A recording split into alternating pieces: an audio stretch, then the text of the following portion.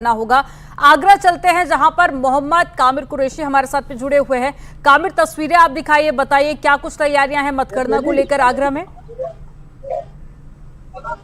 बिल्कुल, देखिए अब तो थोड़ी देर के बाद ही जो काउंटिंग है वो शुरू हो जाएगी, लेकिन उससे पहले तस्वीर आपको दिखा देते हैं आगरा के जो मतगणना केंद्र है ये, और यहाँ पर चप्पे चप्पे पर पुलिस बल तैनात कर दिया गया है। चाहे एसडीएम की गाड़ी हो या फिर एसीपी की, इस बैरिकेडिंग से आगे नहीं दी जा रही है। जो कर्मी हैं उनकी पूरी चेकिंग के बाद उनका जो पास है वो चेक करने के बाद अंदर प्रवेश दिया जा रहा है। क्योंकि आगरा लोकसभा सीट एक वीआईपी सीट है। प्रोफेसर एसपी सिंह बघेल जो केंद्रीय राज्य मंत्री हैं, वो बीजेपी के कैंडिडेट हैं। 2019 से अभी तक आगरा के सांसद हैं और 2024 में भी बीजेपी ने उन्हीं पर भरोसा जताया था। लेकिन वोटिंग हो चुकी है, अब से कुछ ही देर के बाद फैसला हो जाएगा कि जनता ने उनको दोबारा मौका दिया या फिर इस बार आगरा में बदलाव हुआ है। लेकिन सुरक्षा व्यवस्था की बात करें तो आगरा मतगणना को लेकर लगभग 2000 से ज्यादा पुलिस कर्मियों की ड्यूटी लगाई गई है। 3 लेयर में ये सुरक्षा लगाई गई है। आगरा लोकसभा की जो मतगणना है वो आगरा के ट्रांस यमुना क्षेत्र में मंडी समिति में हो रही है, तो फतेहपुर सीकरी लोकसभा की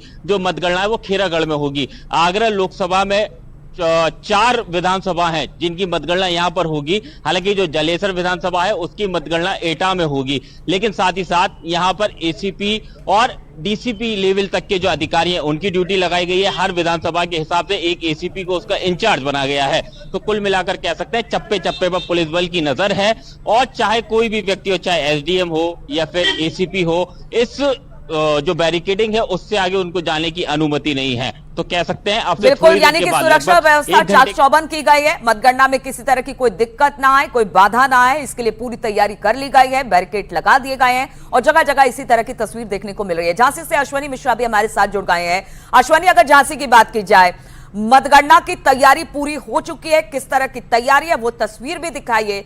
और जिस तरह से मोदी के चेहरे पर इस लोकसभा चुनाव को लड़ा गया और रुझानों में भी ये देखने को मिला, मतलब एग्जिट पोल में भी ये देखने को मिला कि किस तरह से जो एनडीए गठबंधन है वो पूरे फुल मेजॉरिटी के साथ आ रही है। हालांकि विपक्ष ने इसे नकार दिया, लेकिन फिर भी मोदी के चेहरे को लेकर बीजेपी आगे पूरे कॉन्फिडेंस के साथ। हालांकि अभी मतगणना शुरू हो जाएगी कुछ देर में और दोपहर होते होते नतीजे भी सामने आ जाएंगे कि किसको सिंहासन मिलने वाला है भारतवर्ष का। लेकिन अश्वनी, वहां पर किस तरह की तैयारी मतगणना को लेकर?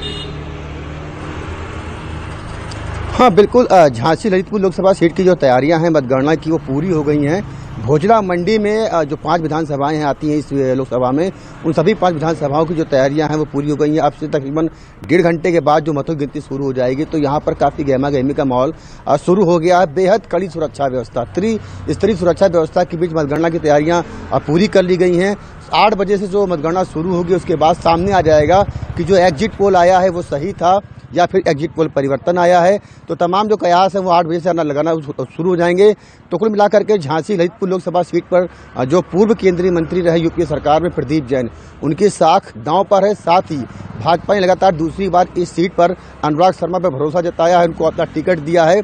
इस सीट पर जो तीसरा जो प्रत्याशी है बसपा के रवि प्रकाश कुशवाहा, उन्होंने आकर के इस पूरे लड़ाई को ट्रायंगुलर बना दिया है और इस सीट पर त्रिकोणीय मुकाबले होने की पूरी उम्मीद है।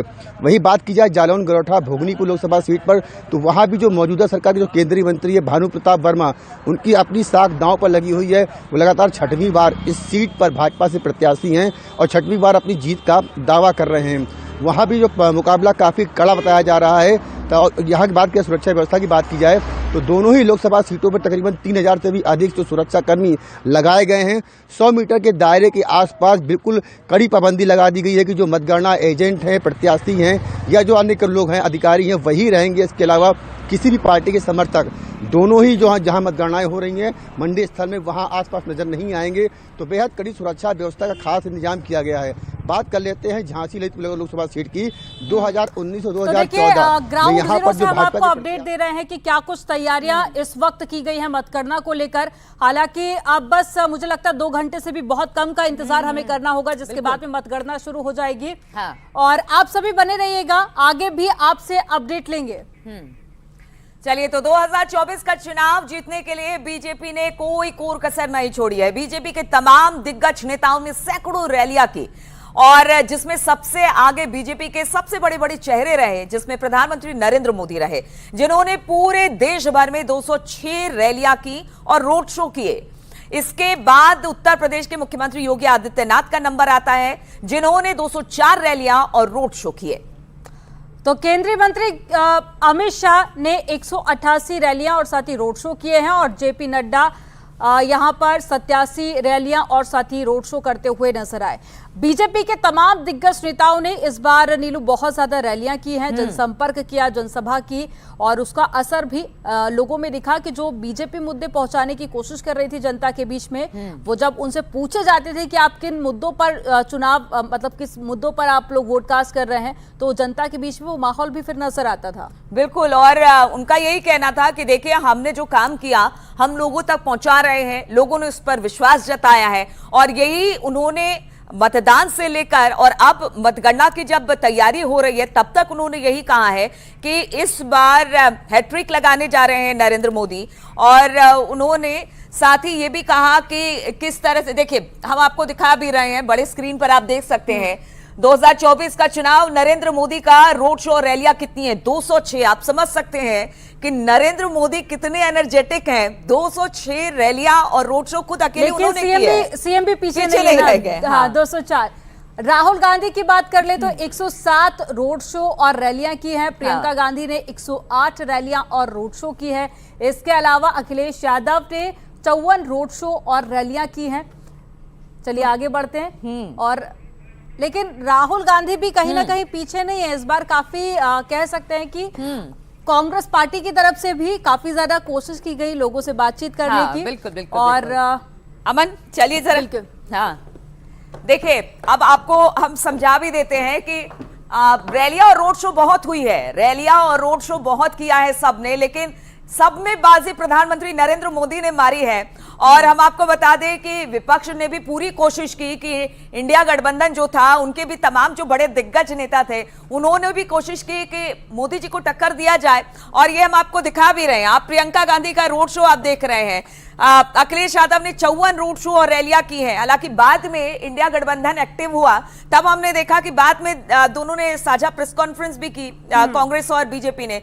रोड शो में और रैलियों में प्रियंका भी जबरदस्त उन्होंने बाजी मारी है। अमन, राहुल गांधी तो पूरा भारत घूम लिए ना। इससे पहले वो भारत जोड़ो यात्रा पर जब निकले थे, उस वक्त भी उन्होंने लोगों को साथ लाने की पूरी कोशिश की थी, जिसके बाद में ये रैली और जनसभा का हम आंकड़ा आपको बता रहे हैं। अब इन आंकड़ों के जरिए भी आप समझ सकते हैं कि जो पॉलिटिशियंस थे, जो राजनीतिक पार्टियां थी, उनकी तरफ से कितनी कोशिश की गई है कि जो मुद्दे हैं वो जनता तक पहुंचे और जो रिजल्ट है वो हमारे देखिए। और सत्ता पक्ष ने कहा भी कि अगर यही भारत जोड़ो यात्रा अगर राहुल गांधी कुछ साल पहले कर लेते तो शायद उसका फायदा बेनिफिट ज्यादा मिलता, लेकिन ऐसा अब फायदा नुकसान किसको होगा, कुछ देर में चीजें स्पष्ट हो जाएंगी। और हम आपको बता दें कि 8 बजे से मतगणना शुरू हो जाएगी। सबसे पहले पोस्टल बैलेट से ही मतगणना शुरू होगी और दावों में कितना दम है वो भी जल्दी अब दिख जाएगा। लेकिन हम तैयारी दिखा रहे हैं कि किस तरह की तैयारी, हमारे तमाम रिपोर्टर्स अलग अलग जगहों पर जुड़े हैं।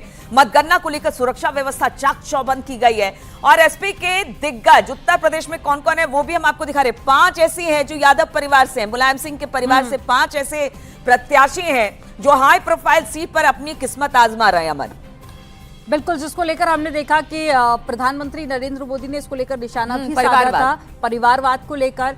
ये मुद्दा हम देख रहे हैं कि पिछले कई चुनावों में काफी ज्यादा जनता के बीच में रखा जाता भी रहा, लेकिन इसका भी कितना ज्यादा असर होता है ये भी देखना होगा, क्योंकि यादव परिवार जिन सीटों पर चुनाव लड़ रहा है वो समाजवादी पार्टी की सीटें कही जाती है, गढ़ कहा जाता है। बिल्कुल। अब वहां पर बीजेपी सेंधमारी कर पाती है या फिर समाजवादी पार्टी अपने गढ़ को बचाने में सफल साबित होती है, इस पर भी सभी की निगाहें टिकी हुई है। और खासकर नीलू, ऐसी ही सीटों पर ज्यादातर लोग दिलचस्पी लेते हैं जहां पर जो देखिए छोटे छोटे चेहरों से तो बहुत ज्यादा अपने आप को रिलेट नहीं करते। सबसे पहला कि फलाने ने अपनी सीट जीती कि नहीं, फिर वो उन्होंने अपनी सीट जीती कि नहीं। और देखिए हम आपको दिखा रहे हैं, आप अपने टीवी स्क्रीन पर उत्तर प्रदेश के दिग्गज देख रहे थे।